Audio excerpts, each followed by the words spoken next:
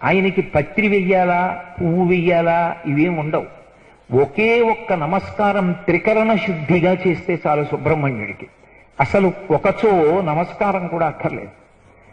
ఆర్తితో భక్తితో ఆయనని స్మరిస్తే చాలు, ఆదరిస్తాడు.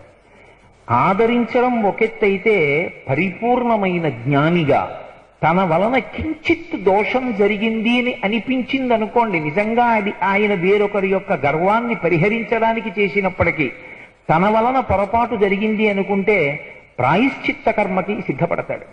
నేను మీతో నిన్న మనవి చేశాను, కుమరిల భట్టుగా వచ్చినప్పుడు ఆయన తుషాగ్ని యందు ప్రవేశించాడు. అందుకే ఆయన ఎంత వైదిక నిష్ఠాగరిష్ఠుడు, ఆయన అంతటి మృదు హృదయము కలిగినటువంటి వాడు మనకి ఎక్కడా కనపడడం.